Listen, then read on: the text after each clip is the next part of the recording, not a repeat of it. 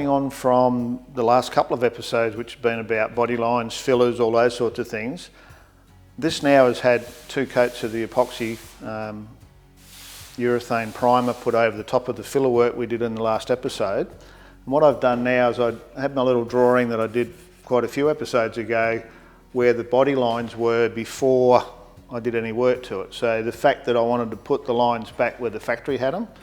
So I had reference points all along that I've marked out with a pencil, and then I've gone through and used my straight edge to mark that line out. And you can see the line there running along that. Now, by the eye I can see a little bit of variation in that line. And I don't know if the camera's going to pick it up very well, but like here you can see where it's the shadow line is quite precise to that line, and then here it starts to fall away a bit, and then along here you can actually see where it's a bit fat in that point there.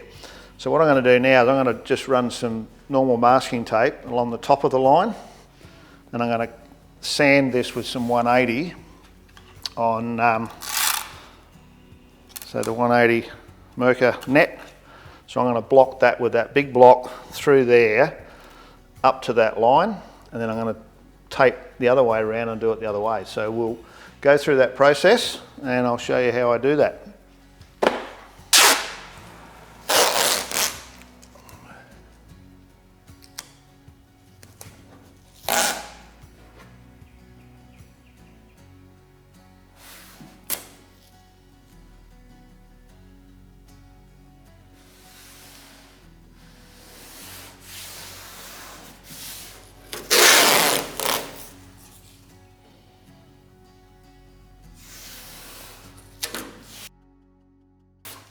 Now once you put that on, it pays you just to come along and have a look along your line to make sure that it's exactly how you want it to be.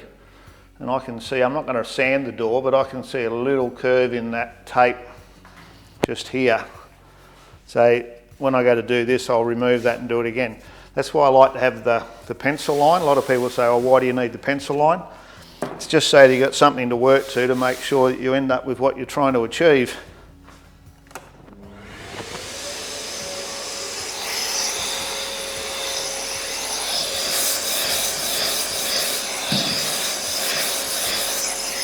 Straight away you can see the variation in that line, and it's already starting to pick up a bit of filler. So this is only got 2 coats of this on, quite light, really just to seal it up. So I know that I've got to take a bit of filler out of here to get my line right.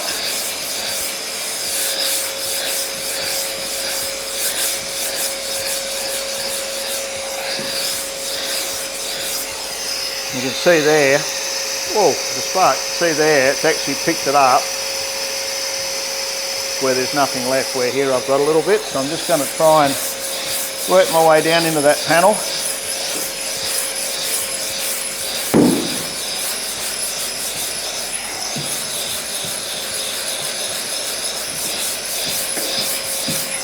And I could tell it was a bit fat there, so that's why I'm just getting rid of that. And I've now got some bare metal there, so I really don't want to go any further than that, or you're going to see where I've been.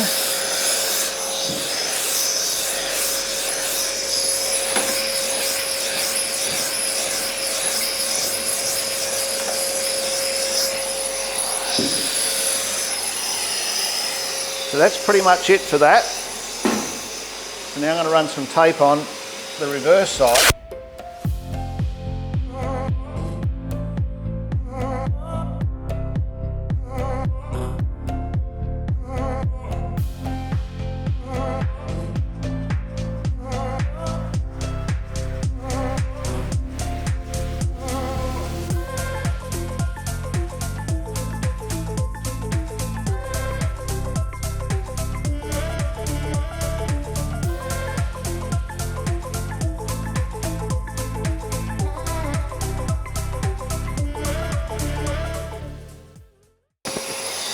Now I'm going to sand down the other way.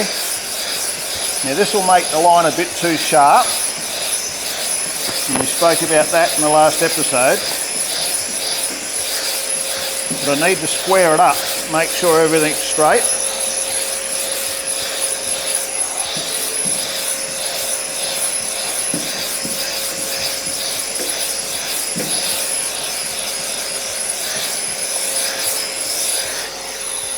So I've now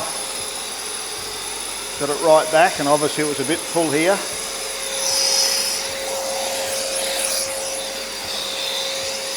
And this is where it gets a bit tricky, so I'm going to take that off now. You just need to make sure you get all the bits of tape off. It'll just clog up your paper.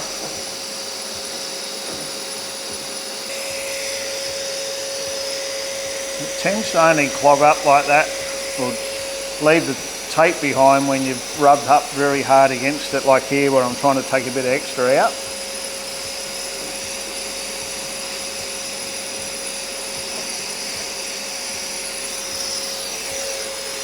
So now if you run your fingers along there, you'll actually feel whether it's consistent or not. So what I'm going to do now is just give that another very light rub up to the line.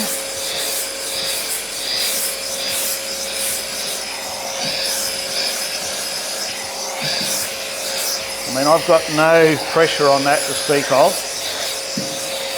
I've just picked up a bit of bare metal here, which is a good thing. It means we haven't got much product on there.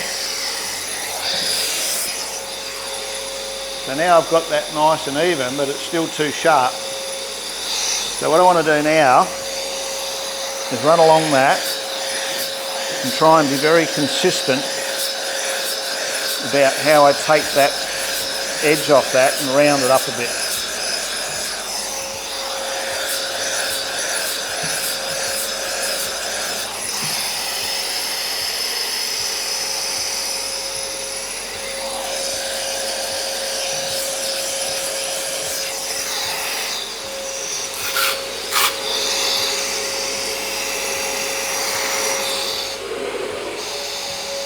So this is an interface pad, so that's like foam. So I can put that on there and put my pad on, and that'll now let me run along there. And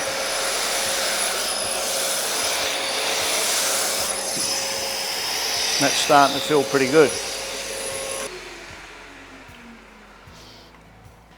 So I've just gone out and grabbed one of my lint-free rags from out in the spray area.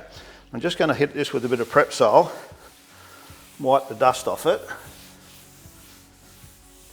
And then I can give it a Prep-Sol shine.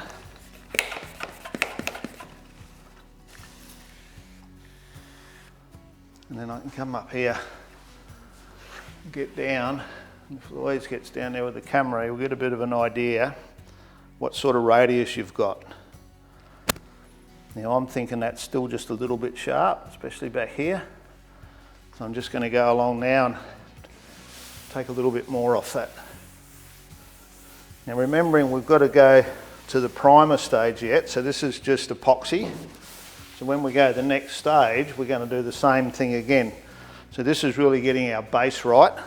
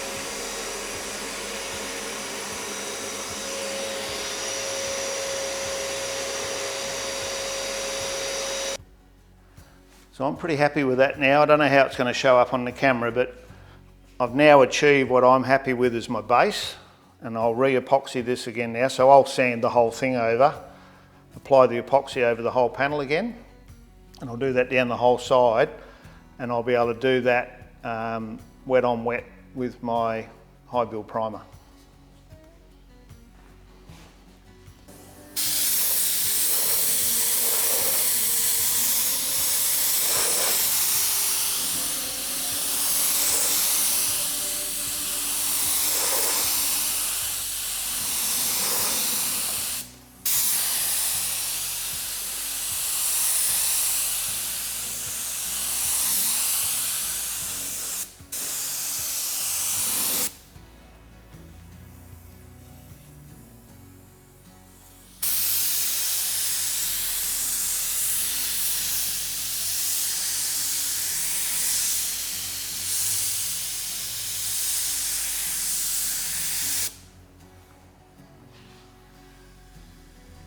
I've just put a little bit of epoxy on that just to give you an idea what I've been up to. So if you look at that line now and compare it to these lines, and this has got a pencil line making it a little bit more distinct, but you can see clearly how pointy that is, and then the radius on this. Now, I'm thinking this is still just a little bit sharp, but I'm happy to go forward now because we're now going to put high build primer on it, and we'll do the same process again, and that'll enable me just to round that off a little bit in that next process.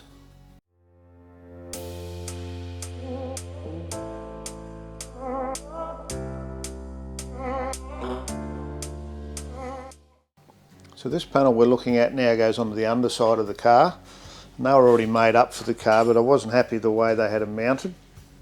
So I've had some solid little bits made up here that have been machined, and they've had a bevel or a couple of bevels put on them so that we can weld them in with a TIG, and then when they get bolted on they'll go on with an Allen key like that, so you'll actually visually be looking at that when it goes on. So he's just got that one set up ready to start welding, another one there that's welded in, then they'll just get all sanded down, and that'll enable us to have those fitted nice and have a flush finish and nothing hanging down on the underside.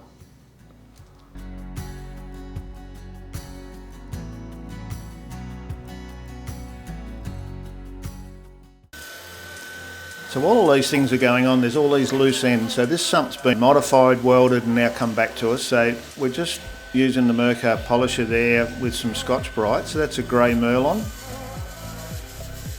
And we're just trying to make those welds just look that little bit nicer before we go on and polish it. And the process, I'm sure we've covered it before, in relation to polishing things, is you need to work through your grit. So you start off at what you need, even as coarse as 120, and then work your way down through all those grits, get finer and finer until you get to around 800, and then it goes out on the wheel. And you can see Darren here now on the big wheel. It's quite hard work, but the results speak for themselves. So just another one of those things that we're trying to get sorted out and get finished. And here it is looking good on the engine, so I love that engine. So the boys there are just getting that back on, and it'll go back into the engine frame, you can see on the left there, and that'll wait its turn to go in.